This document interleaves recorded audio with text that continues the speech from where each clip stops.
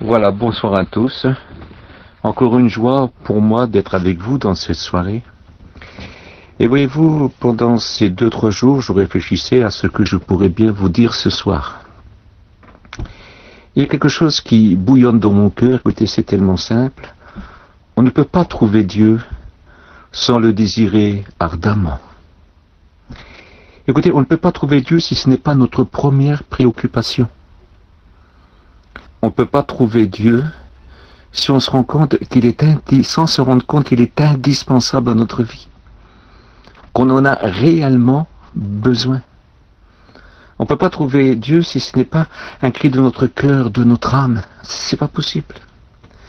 Écoutez, on ne peut pas trouver Dieu si on ne le trouve pas supérieur à tout et meilleur que tout.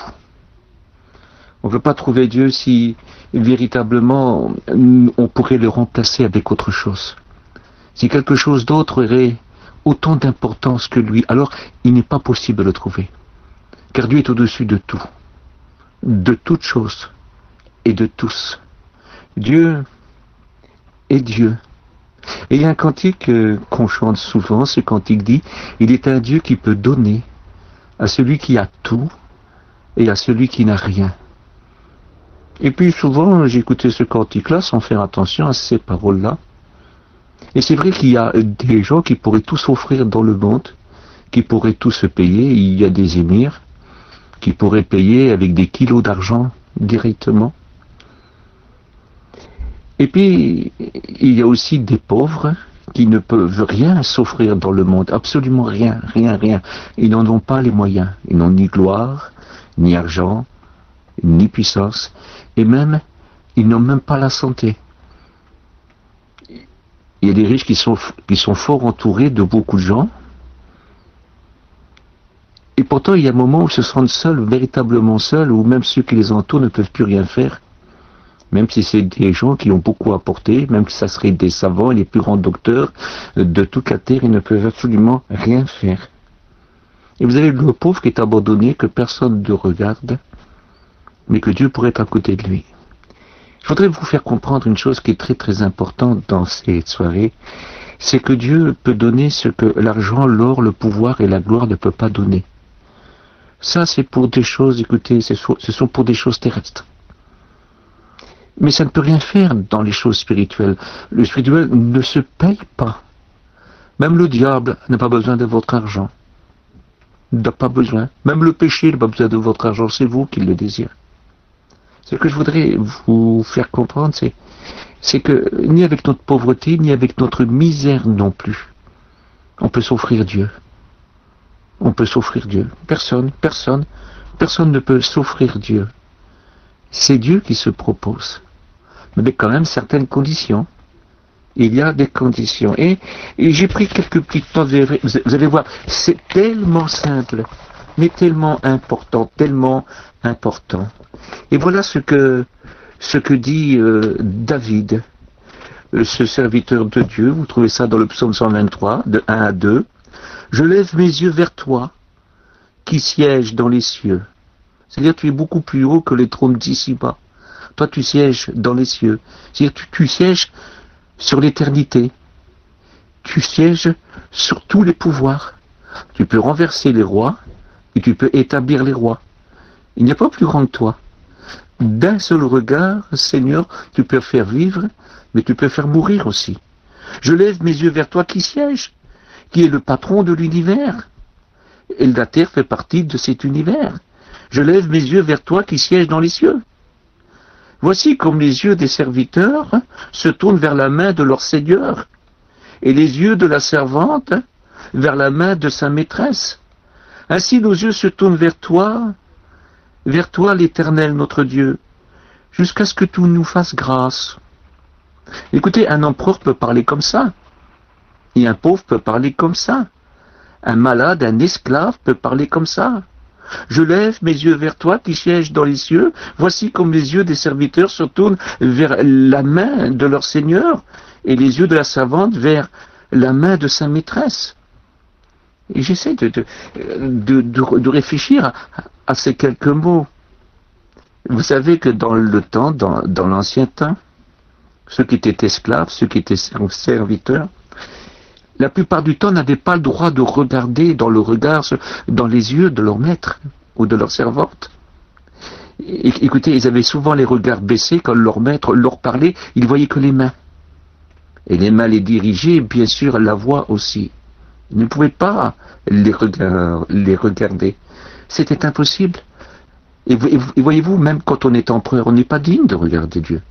On n'est pas digne, même quand c'est le plus grand de la terre, on n'est pas digne. On ne peut pas aller avec arrogance. On ne peut pas fixer notre regard dans les yeux de Dieu. Nous sommes si peu de choses. Nous sommes si faibles. Et surtout, si indignes. On peut trouver sur la terre des esclaves plus dignes que leur maître. Mais face à Dieu, personne n'est digne. Écoutez, devant Dieu, on peut être que humilié. Les plus grands, quand Dieu apparaît, tremblent et tombent à terre. Dieu est tellement grand, Dieu est tellement grand.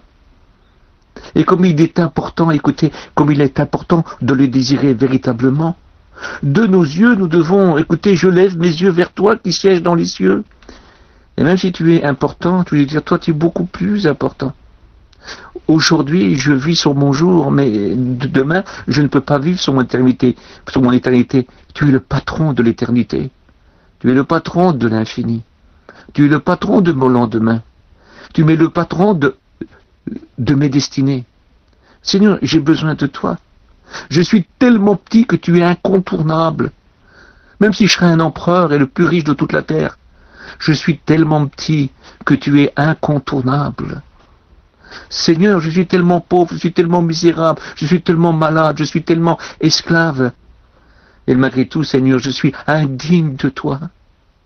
Seigneur, je dois comparaître devant toi. Et je suis indigne.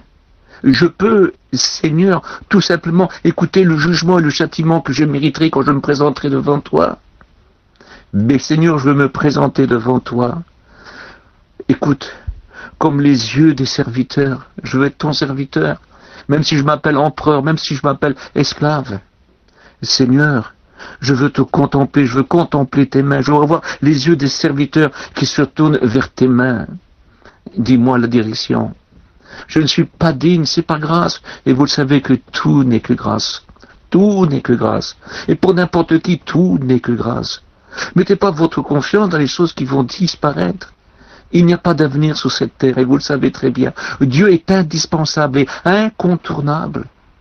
Écoutez, on peut le rencontrer un jour et avoir été sauvé avant de le rencontrer.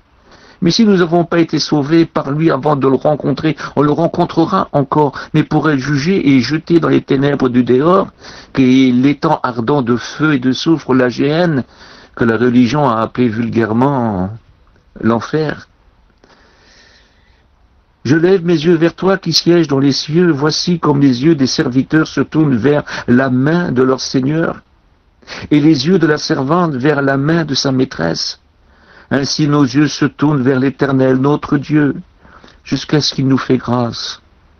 Oh, si tu désirais lever tes yeux vers le ciel, écoute, vers le trône de la grâce, tu peux t'y approcher, obtenir miséricorde. Car souviens-toi de Jésus-Christ. C'est marqué dans 2 Timothée chapitre 2 qu'est-il écrit. Il est écrit, souviens-toi de Jésus-Christ, issu de la postérité de David, c'est-à-dire Jésus le roi, le grand roi, le roi de l'univers, le roi tout-puissant. Si tu regardes vers lui, si tu veux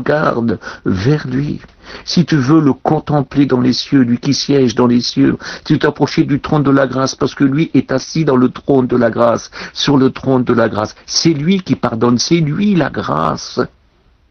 Car la grâce, source de salut pour tous les hommes, a été manifestée et elle nous apprend à renoncer à l'impiété, c'est-à-dire à nous repentir de nos fautes et recevoir son pardon. Que tu sois empereur ou esclave, tu as besoin de pardon. Tous les hommes ont péché et tous sont privés de la gloire de Dieu. Tu dois être pardonné et Dieu le désire, car Dieu n'a pas envoyé son Fils dans le monde pour qu'il juge le monde, mais pour que le monde soit sauvé. Ainsi nos yeux se tournent vers l'Éternel, notre Dieu. Oui, il n'y a pas d'autre Dieu. Jusqu'à ce qu'il nous fasse grâce, je t'en supplie, languis après ce Seigneur. Crie après ce Seigneur. Désire ce Seigneur. Écoute, il n'est pas trop tard. Tu peux encore être sauvé. Écoute, tu peux lever les yeux vers le Seigneur, mais tu peux lever aussi ton cœur. Et voilà ce qui est écrit dans le psaume 138 au verset 1. Je te célèbre de tout mon cœur. Je psalmodie en ta présence, en la présence de Dieu. Je te célèbre, Seigneur. Et je chante, Seigneur. Je chante d'amour. Je chante de reconnaissance. Parce que tu m'as tant aimé que tu as donné ton Fils unique.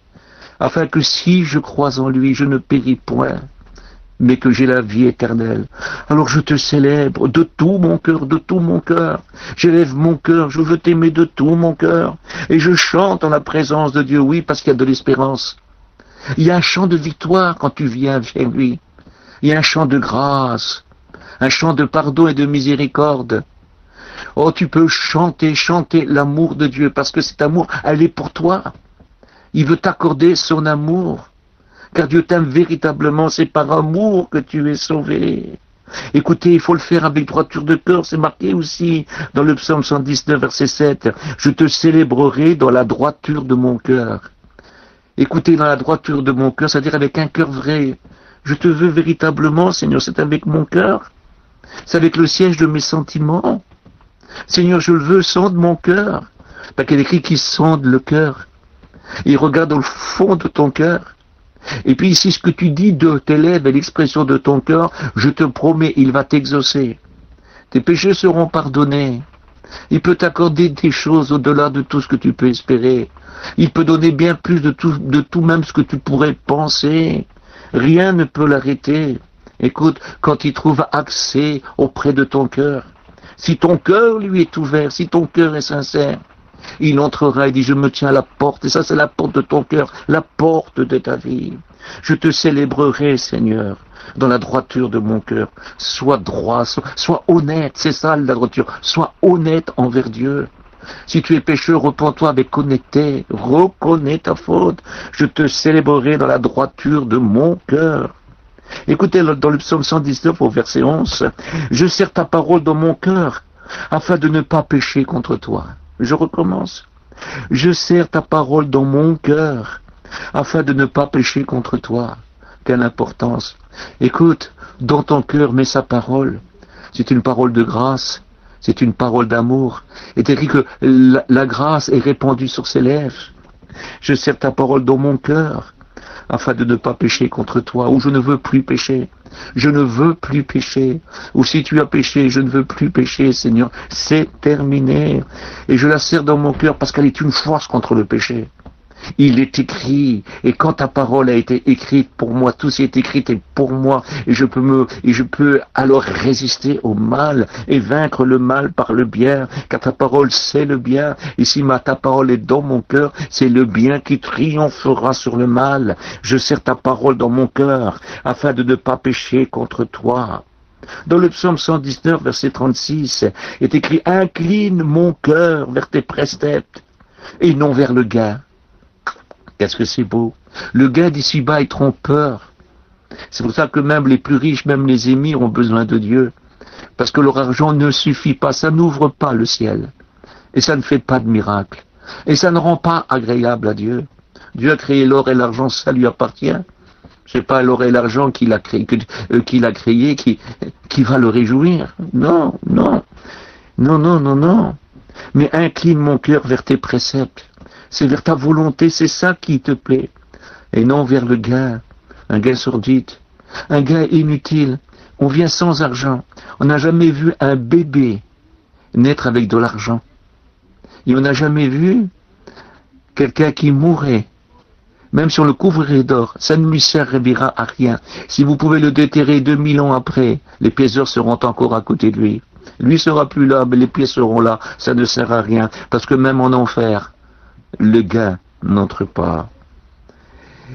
Incline mon cœur vers tes préceptes et non vers le gain.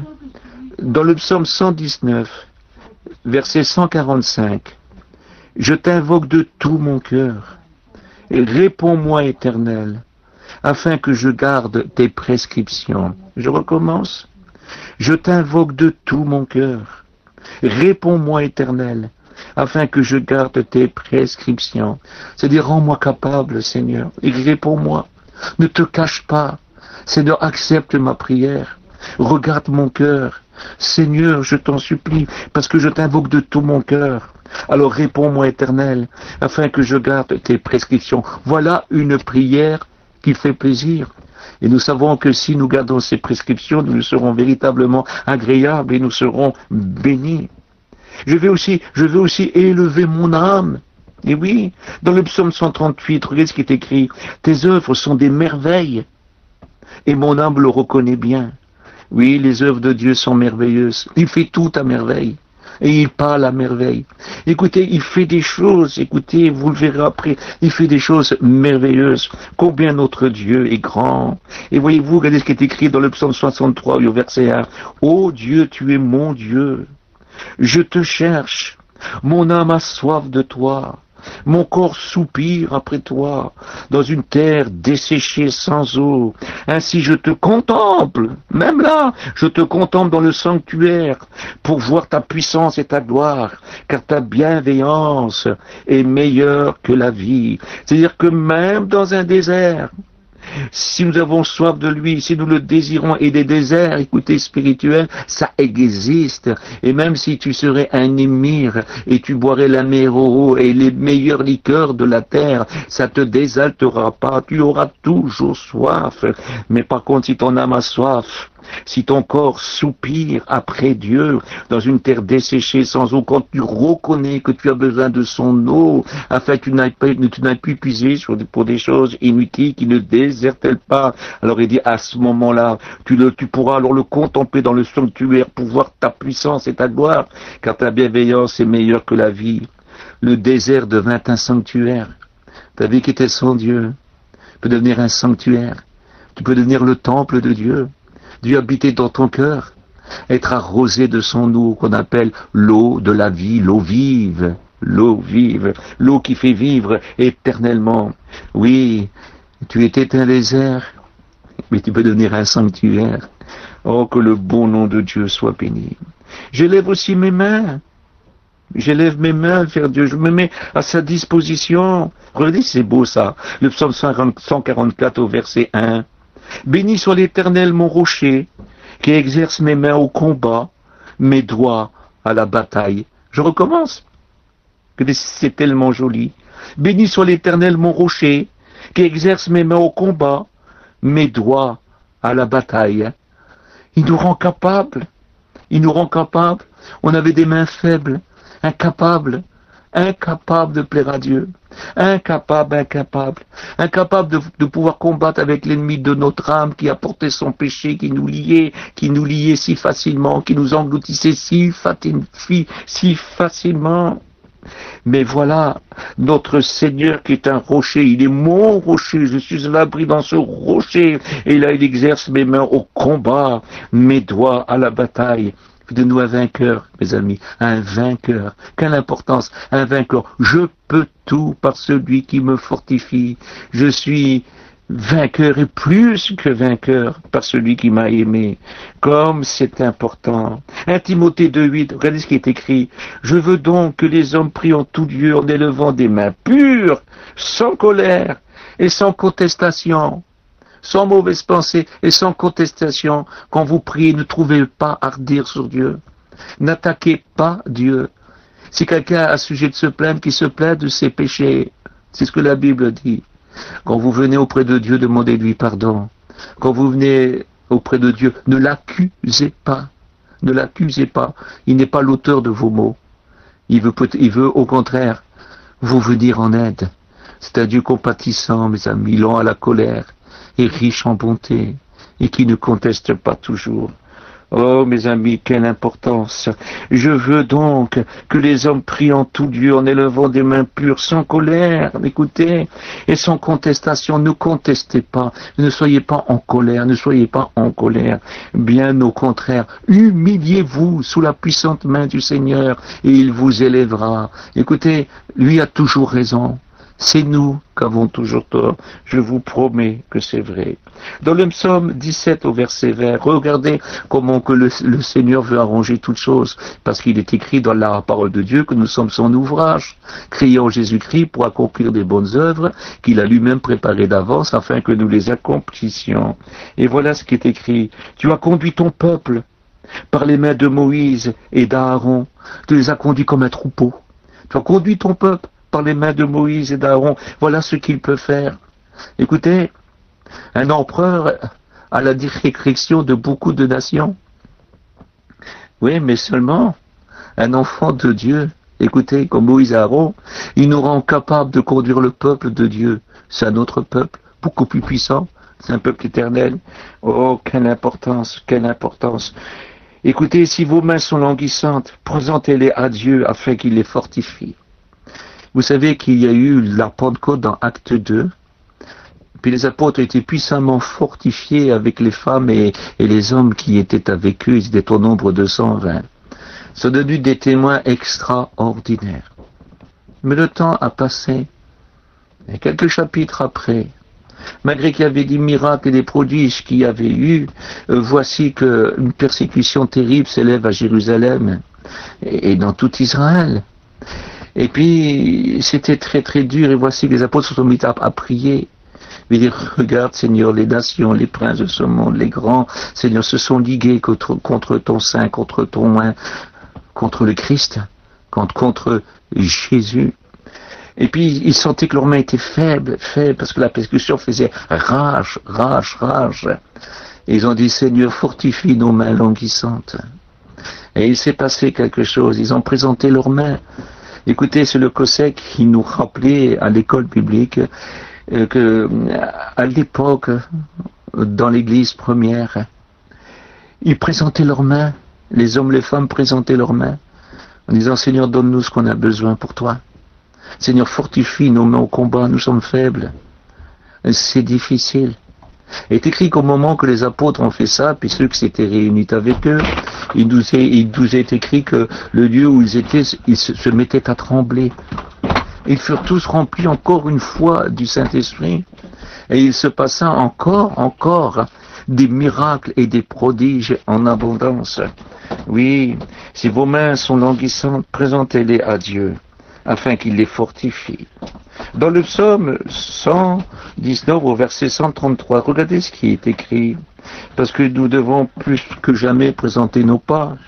Affermis mes pas dans ta parole, et ne laisse aucun mal dominer sur moi. C'est-à-dire, donne-nous de l'assurance, donne-nous de la force quand nous marchons pour toi, et ne laisse aucun mal dominer sur nous. Ne laisse aucun mal dominer sur moi. C'est David qui rappelle ces choses. Affermis mes pas, Seigneur, affermis, parce que mes pas sont faibles, mes genoux sont chancelants. J'ai besoin de toi. David souffrait énormément. De partout, il était attaqué. Il disait, mes ennemis sont plus nombreux que mes cheveux. Il dit, affermis mes pas dans ta parole, et ne laisse aucun mal dominer sur toi, que ce soit les hommes mauvais ou le péché qui se présente à moi. Ne laisse aucun mal, aucune contestation, Seigneur, non sur toi, aucune colère, Seigneur, non, aucun mal. Seigneur, j'ai besoin de toi. Et regardez ce qui est écrit dans Ecclésiaste 5 au verset 1. Prends garde à tes pieds lorsque tu rentres dans la maison de Dieu. Approche-toi pour écouter, plutôt que pour offrir le sacrifice des insensés. Écoutez, il y en a qui viennent à Dieu simplement pour demander des choses qu'ils désirent, mais ils ne pensent pas non plus que quand on s'approche de Dieu, on ne peut pas faire le vœu des insensés, on ne peut pas dire n'importe quoi, non, écoutons ce que Dieu a à nous dire. Dieu veut bénir, mais dans l'ordre. Dieu veut bénir, mais quand il trouve de la repentance et du regret des fautes. Dieu veut bénir quand on se tourne véritablement vers lui et qu'on le désire par-dessus toute chose, qu'on ne pense qu'à lui, que c'est pas seulement ce qu'il donne que nous voulons trouver, mais c'est lui. On veut que ce soit lui notre richesse et notre gloire. On veut sa présence. On veut lui avec nous, parce qu'il vaut mieux que toutes les richesses, que toutes les gloires, que tous les privilèges. Écoutez, il est encore plus grand que ses grâces. Il est encore plus merveilleux que ce qu'il donne. Quelle importance, quelle importance.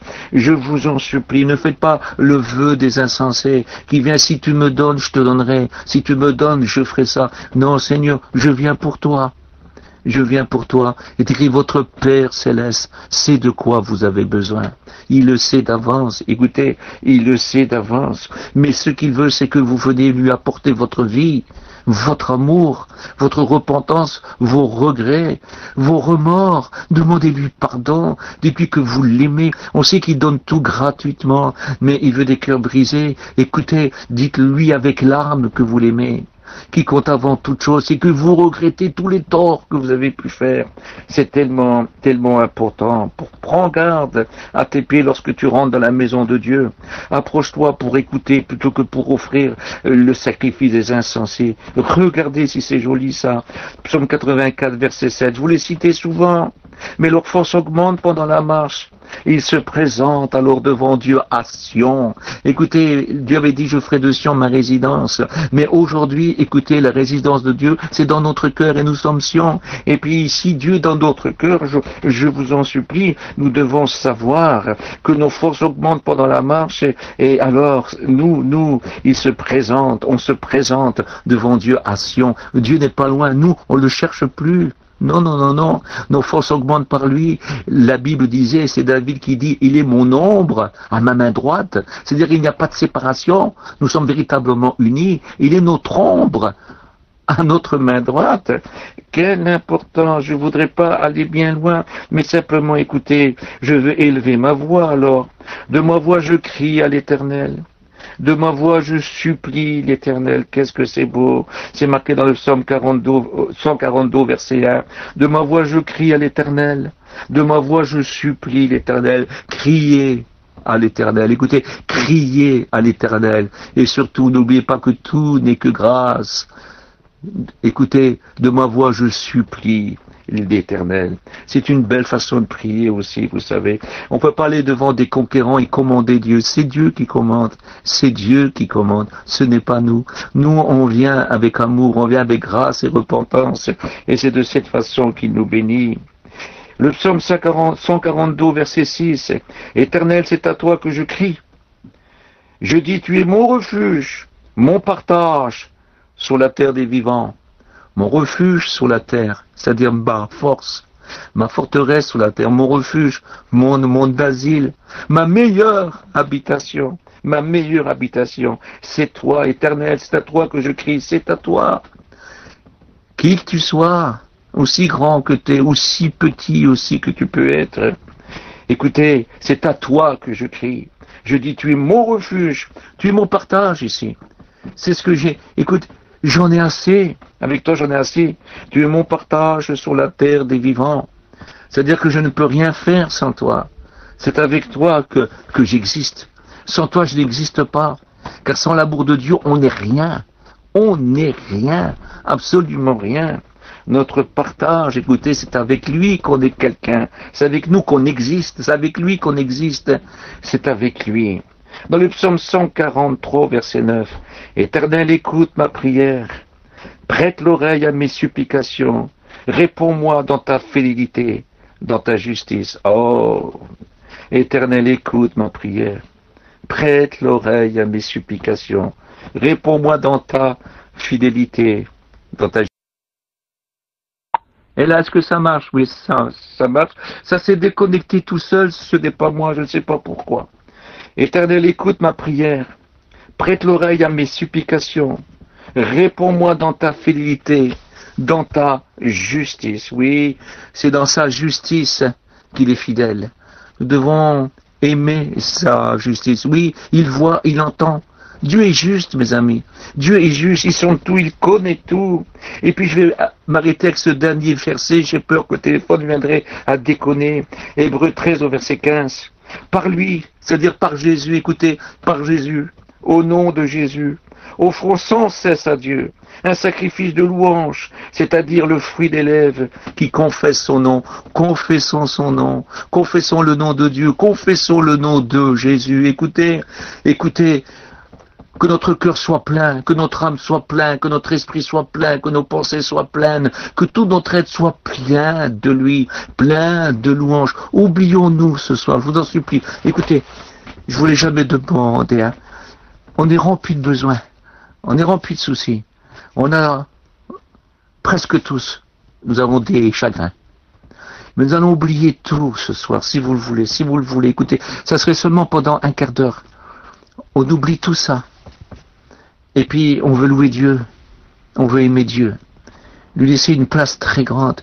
Lui dire, je t'aime, je t'aime, je t'aime plus par-dessus tout. Rien ne pourra me séparer de toi. Seigneur, je t'aime, tu es à moi et je suis à toi. Seigneur, je t'aime. Louez le Seigneur, je vous en supplie, pendant 10 minutes, un quart d'heure, et ensuite présentez vos prières. Mais commencez à louer ce grand Dieu qui peut résoudre tous vos problèmes, qui peut effacer tous vos larmes, détruire tous vos chagrins. Écoutez, vous donnez au-delà de tout ce que vous avez besoin, de tout ce que j'ai besoin, de tout ce que je désire. Mais avant tout, Dieu attend de moi, pas seulement un Dieu qui m'aide, mais il attend de moi que je sois un adorateur. Écoutez, pas seulement chercher un Dieu qui va m'aider, mais le Seigneur veut que ceux qui veut aider soient des adorateurs. Voulez-vous être adorateur avec moi pendant 10 minutes, s'il vous plaît?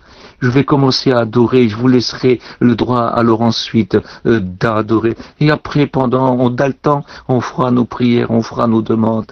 Seigneur, je te remercie de te connaître.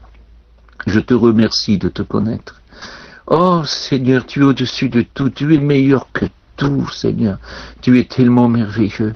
Seigneur, nous voulons oublier tous nos soucis, un petit peu, ne penser à rien d'autre qu'à toi seul, parce que toi, tu remplis tout en tout, tu remplis tout en tous, tu es au-delà de toute chose. Seigneur, ce soir, reçois mon amour, reçois mon adoration, reçois ma louange. Mes lèvres sont trop petites, mais mon cœur est rempli de toi. Oh Seigneur, l'amour est plus fort que la mort. L'amour est immense, Seigneur. L'amour en toi, qu'est-ce qu'elle est forte.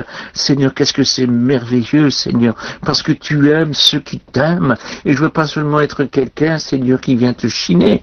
Je veux être quelqu'un qui vient t'adorer. Tu es mieux que l'or, tu es mieux que l'argent. Oh Seigneur, je ne viens pas à toi pour un gain, je viens à toi pour toi, car tu es meilleur que tout, tu es plus grand que tout.